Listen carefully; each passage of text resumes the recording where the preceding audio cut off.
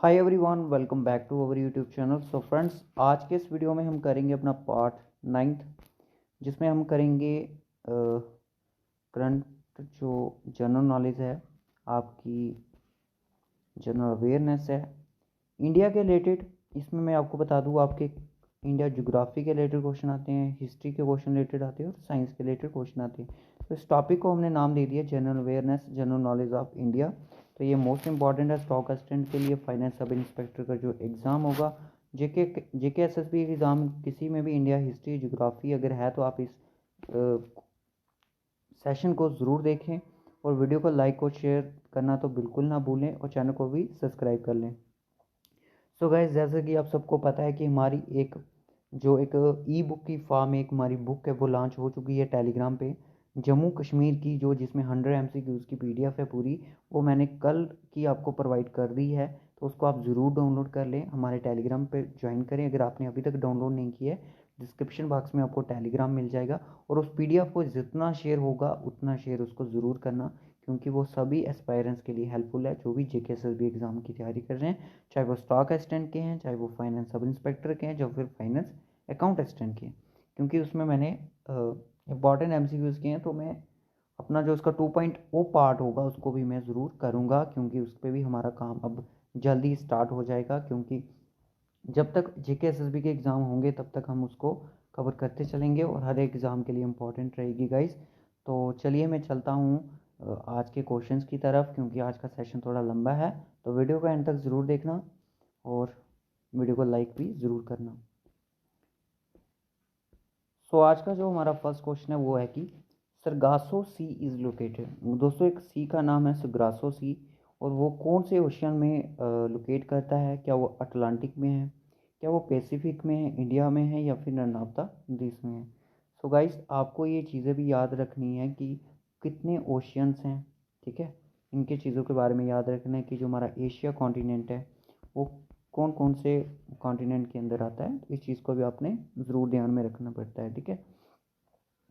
तो वो आता है आपका अटलांटिक ओशिया में, ठीक है। सरगासो जो सी है वो लोकेट करेगा आपका अटलांटिक में, और जो सी है विदाउट लैंड बाउंड्री के है, ठीक है। सरगासो सी है जो विदाउट लैंड बाउंड्री है, और इसमें बस इतना ही याद रखने की ज़रूरत है, आपको ज़्यादा नहीं रखना है।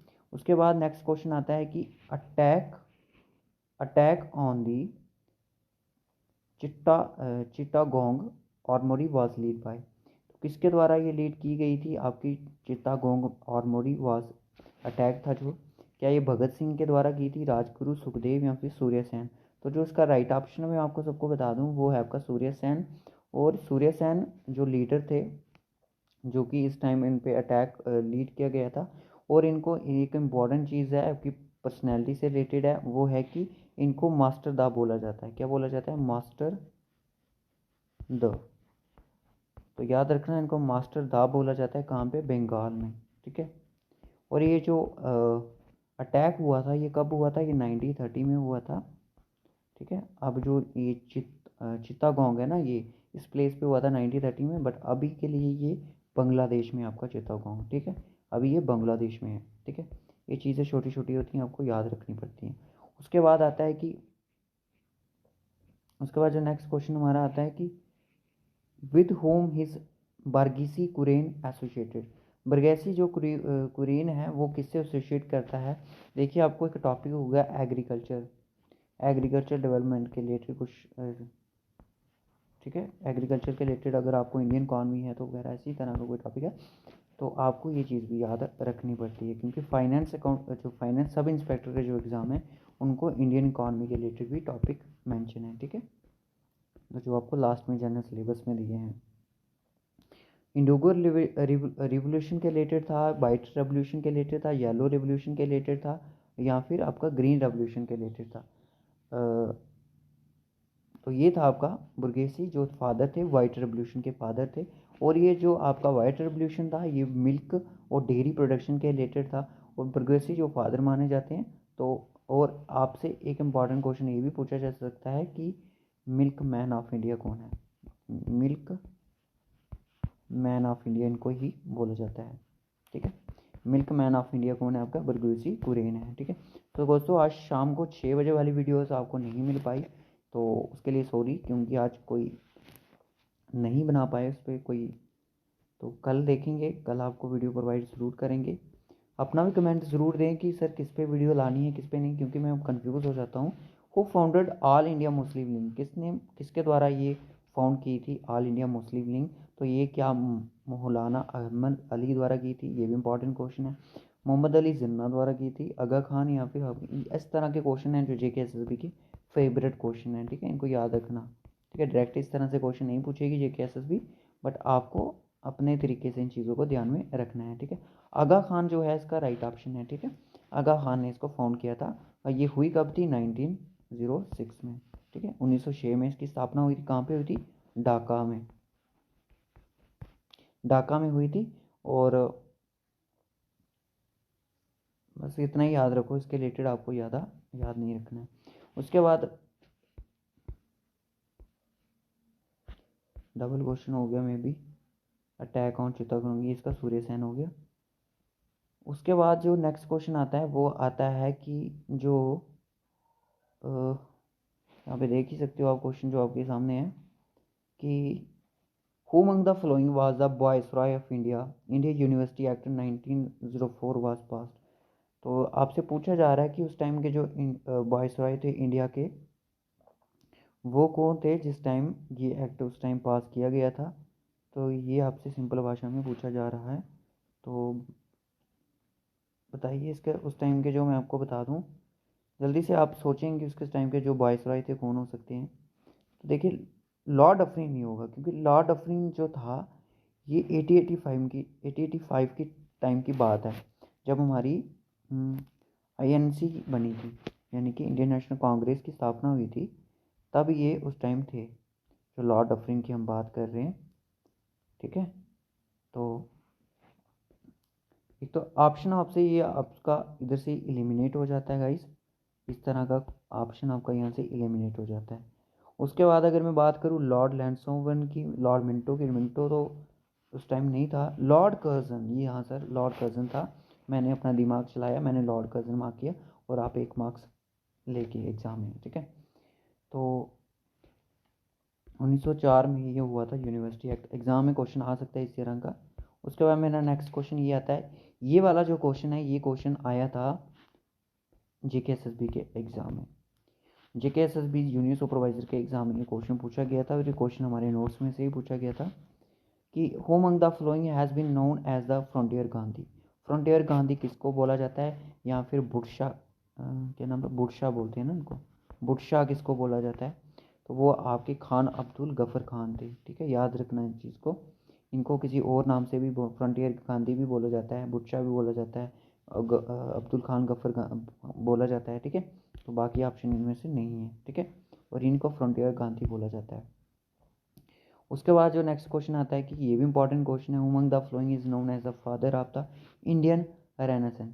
इंडियन रेनेसेंस के जो फादर है वो कौन थे? राजा राम मोहन थे, रविंद्रनाथ टैगोर थे, स्वामी दयानंद सरस्वती थे, स्वामी विवेकानंद थे। तो राइट ऑप्शन इसका है राजा राम मोहन रॉय, जो इसके फादर थे इंडियन रेनेसां के। ये भी एग्जाम में कई बार क्वेश्चन पूछा गया। तो उसके बाद ये who was the national leader who wrote the history of the India on the walls of the Andaman cellular jail. तो अंडमान जो सेलुलर जेल है इसको काला पानी जेल भी बोला जाता है। ठीक है, काला पानी की जेल।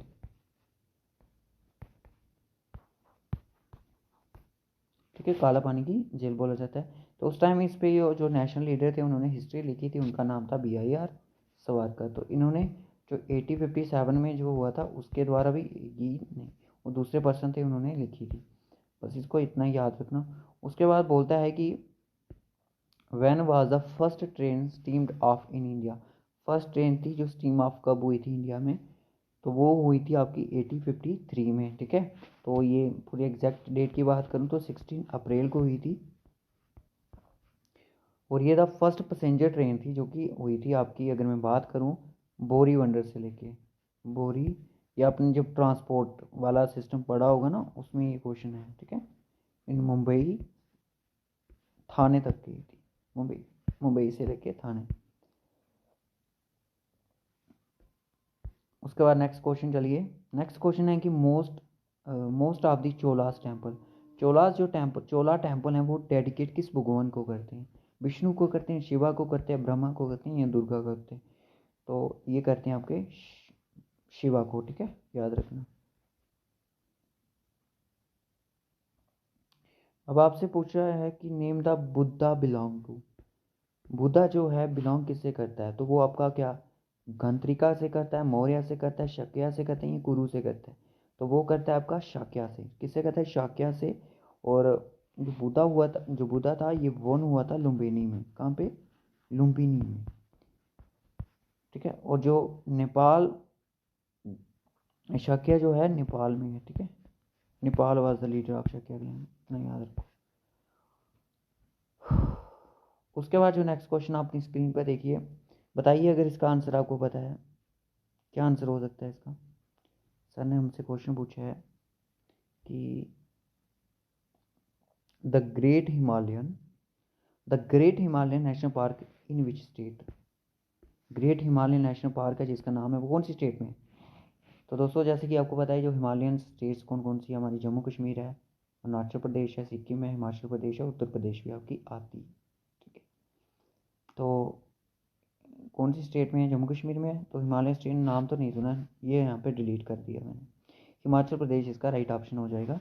और the great Himalayan national park जो है, जिसको GHNP भी बोलते हैं, ठीक है, इंडिया का नेशनल पार्क है। लोकेटेड कहाँ पे अगर आपसे पूछा जाए तो ये आपका हिमाचल प्रदेश में कुल्लू में है, ठीक है, हिमाचल प्रदेश में। इस्टेब्लिश अगर पूछा जाएगा तो 1984 में इस्टेब्लिश हुआ था, ठीक है।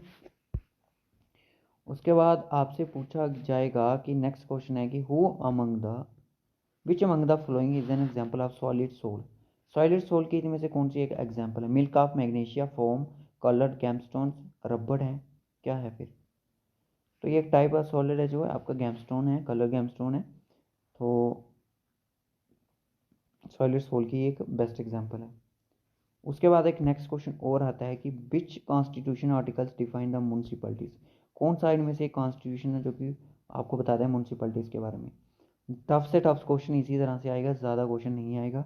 और ये क्वेश्चन, इसका जो राइट ऑप्शन मैंने आपको बताया था कि आर्टिकल 243 से लेके 243O तक जो आपको बोलता है पंचायती राज, 243P से लेके ZZ तक जो है, ZZ तक था वो याद नहीं है, हाँ ZZ तक है, वो आपके हैं म्यूनसिपलिटीज़ के, ठीक है। अब ये तो सारे तो म्यूनसिपलिटी के ही हैं, रिलेटेड हैं, उनके कानून जो भी हैं, फंक्शन पावर रिलेटेड है। तो जो टाइटल जो है आपका आर्टिकल डिफाइन म्यूनसिपलिटी जिसमें डिफाइन करता है वो करता है आपका आर्टिकल 243P में। ये क्वेश्चन आया आपका पंचायती राज से, ठीक है।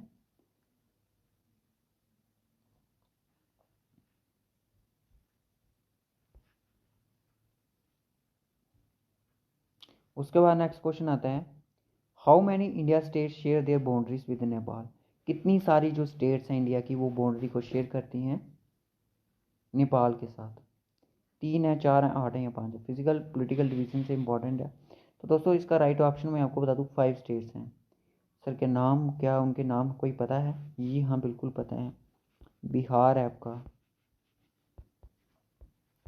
बिहार के बाद उत्तर प्रदेश है, उत्तराखंड है, और वेस्ट बंगाल है, और आपका सिक्किम है, ठीक है, सिक्किम। ये 5 स्टेट्स हैं जो अपनी बाउंड्री को शेयर करती हैं नेपाल के साथ। उसके बाद मेरा नेक्स्ट क्वेश्चन आ जाएगा what is the common characteristics of the elements on the same group in periodic table? क्या है कॉमन करेक्टरिस्टिक्स जो सभी एलिमेंट्स में सेम ग्रुप पीरियोडिक टेबल में?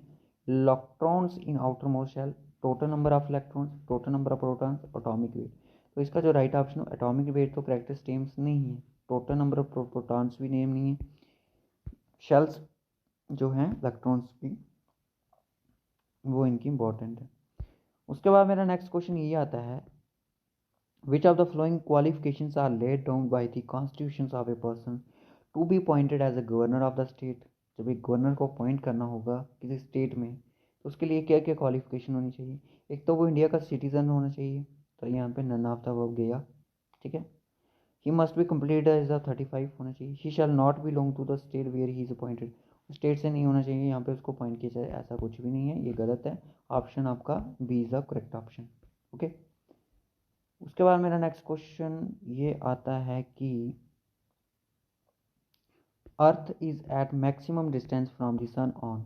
अर्थ का जो मैक्सिमम डिस्टेंस बन जाता है फ्रॉम सन अर्थ, तो वो किस दिन को बनता है? क्या वो 2 दिसंबर को, 3 जनवरी को, 22 सितंबर को, या फिर 4 जुलाई को? तो वो बनता है आपका 4 जुलाई को। ठीक है, उसके बाद एक इम्पॉर्टेंट क्वेश्चन आता है कि लास्ट क्वेश्चन है, which one of the following chemicals had been used till now for making artificial clouds? ये साइंस के रिलेटेड क्वेश्चन आ सकता है। एफए वालों, ये एग्जाम में क्वेश्चन ज़रूर पूछा जा सकता है आपसे, इसको ध्यान में रख लेना, क्योंकि जेके एसएसबी 10 मार्क्स की यहाँ पे सेक्शन होती है, वहाँ पे कुछ इसी तरह के क्वेश्चन पूछता है। ठीक है, आर्टिफिशियल क्लाउड्स बनाने के लिए कौन से यूज़ करते हैं? हैवी वाटर का, पोटेशियम नाइट्रेट का, सल्फर लोडाइड का, या फिर आयोडाइड का? तो ये आपका सिल्वर अलोडाइड का। ठीक है, आयोडाइड का। ठीक है, यहाँ तक सबको क्लियर है? तो यहाँ पे अगर मैं बात करूँ तो गाइस, आज मैंने आपको करवाए 20 क्वेश्चन। कितने क्वेश्चन करवाए? 20 क्वेश्चन आपको मैंने करवाए हैं, और होप सो आपको समझ भी आए होंगे। और इसी तरह की अगर आपको ये सीरीज़ अच्छी लग रही है तो वीडियो को लाइक ज़रूर कर देना, और शेयर ज़रूर कर देना, और चैनल अगर सब्सक्राइब नहीं किया तो प्लीज़ सब्सक्राइब ज़रूर कर देना। ठीक है, और डिफरेंट डिफरेंट सोशल मीडिया के प्लेटफॉर्म ज्वाइन कर लो, और PDF को ज़रूर डाउनलोड कर लेना। और मुझे बताइए कि जो मैं आपको ये लेक्चर प्रोवाइड कर रहा हूँ, GK MCQs ऑफ इंडिया, क्या आपको इसकी PDF चाहिए? अगर PDF चाहिए तो मुझे ज़रूर कमेंट करें, मैं आपको एक ही पूरी PDF, अब जितने भी हमने किए हैं मैं आपको एक ही PDF प्रोवाइड कर दूंगा, और आंसर इसको अपने सर्च करके मिलेंगे, या फिर आपको वीडियो देखने के पर ही मिलेंगे। ठीक है, बट एक सीक्वेंस में रखूँगा इनको।